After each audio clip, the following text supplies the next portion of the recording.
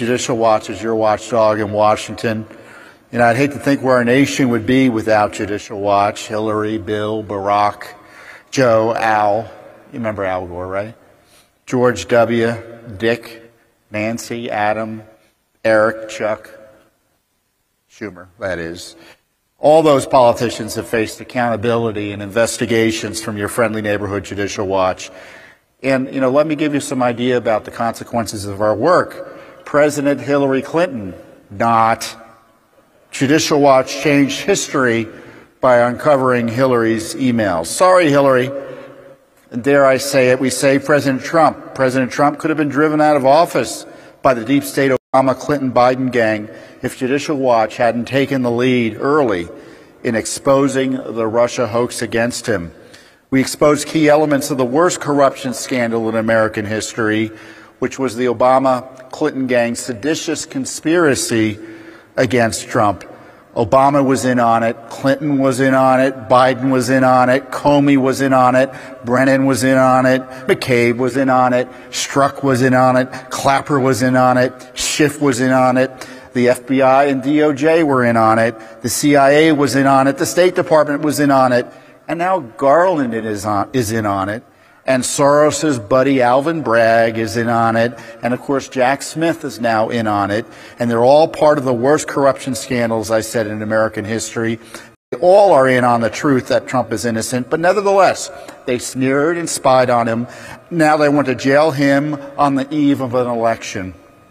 Nixon is a saint compared to this crew that wants to make Trump and other innocent Americans political prisoners of Rico Joe.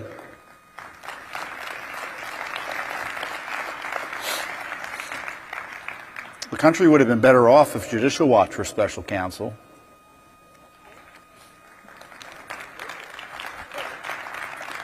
Durham's investigation was a fail. We didn't need a report. We needed prosecutions. Never has so much government corruption faced so little government accountability. You know, the left, though, is telling us what to do, right? They're targeting groups and citizens and issues, and it's alerting us to what we should be defending. The left is attacking parents who are trying to hold school boards accountable for the targeting of their children with Marxist anti-American critical race theory. That means we have to embrace the rights of parents to direct the education of their children. The left is attacking government transparency by, again, attacking parents, honest members of Congress, there are a few, and other citizens for daring to ask questions about what our government is up to. That means we should embrace and expand government transparency because big government and big corruption are the handmaidens of big government and big corruption and big secrecy are the handmaidens of big corruption. The left is attacking the courts. They hate Justice Thomas and other Supreme Court conservatives who want to apply the law rather than legislate from the bench. We must protect the courts from court packing and outright intimidation if we want to preserve the rule of law. The left is attacking the right to life, promoting abortion up until birth and, frankly, even beyond in some circumstances. That means we should embrace life, protect the unborn, and oppose the culture of death. The left is attacking sovereignty and citizenship, with Biden allowing an outright invasion of America. We should embrace the rule of law and immigration by securing our borders and requiring every illegal alien to return home. The left is attacking our children, pushing sex talk, transgender extremist ideology, and noxious politics in our schools. We should reject this demonic assault on the innocence of children and stand fast against leftist efforts to mutilate their bodies and minds.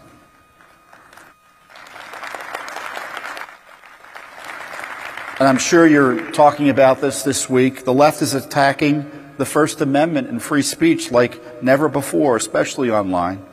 We should embrace the First Amendment and reject the politicized censorship of our God-given, let me say it again, God-given free speech rights, especially in the modern public square of the Internet. And of course, the left hates the constitutional principle of equal treatment under the law, no matter your race.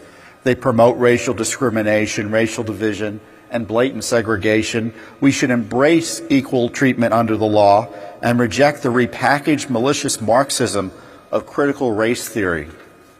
And of course, the left is attacking elections, making it easier to steal elections with unsupervised voting, which is mass mail-in voting, no voter ID, and the counting of ballots for forever and a day. You know, it's not supposed to be an election month, it's supposed to be an election day, people.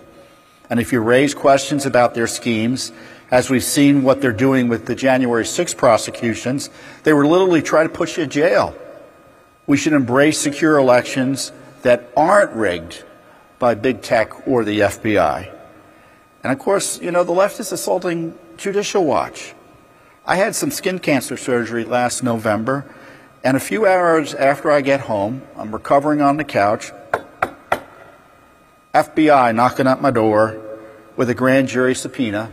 Nice agents. They did tell me there was an Amazon package there, too. But they hassled and abused me, the Justice Department under Biden, for 4 hours over Trump documents and what I had for lunch with President Trump at the White House. It was a partisan fishing expedition that lasted 4 hours. It was like being on MSNBC or a CNN town hall for an afternoon. It was that bad. But let me be clear. The Biden administration, with its prosecution of Trump, is now officially a regime. I know because, as I said, I witnessed the abuse firsthand. I know it seems like things are dire, and I won't beat around the bush. They are. Our president is compromised by his family business, which is racketeering and money laundering. Cocaine in the White House is the least of his corruption problems. In addition to the corruption crisis, we're in a revolutionary period where these communists think that they can undo our Republican form of government. All I can say is thank heaven for Judicial Watch. Judicial Watch is America's largest and most effective government watchdog group. The left starts sweating when we start FOIAing. We smash through stone walls to get to the truth. For example, we exposed the Fauci gang was funding mutant virus gain-of-function research in Wuhan. And mutant, by the way, is their word, not mine. Judicial Watch also stands strong for free, fair, and honest elections. Earlier this year, LA County removed 1.2 million names, dirty names, from their voter rolls, thanks to a Judicial Watch federal lawsuit settlement.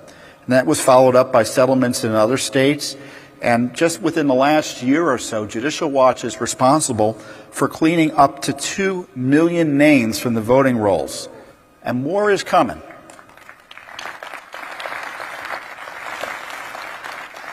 And we're in Illinois, challenging that state's law, allowing the counting of mail ballots that arrive up to 2 weeks after Election Day, even without a postmark. What on earth is going on in Illinois? Why does the left oppose voter ID, clean election rolls, and other basic security measures? I mean, do I have to tell you why? They want to be able to steal elections when necessary. If the left got their way, tens of millions of foreigners would be able to vote in our elections, just like they were able to do in local elections back in D.C. That's right. They spent their time smearing conservatives in favor of foreign interference while giving the Russians and the Chinese ambassadors and illegal aliens the right to vote in D.C. Heck, the Russian ambassador could be mayor of D.C. That music for me.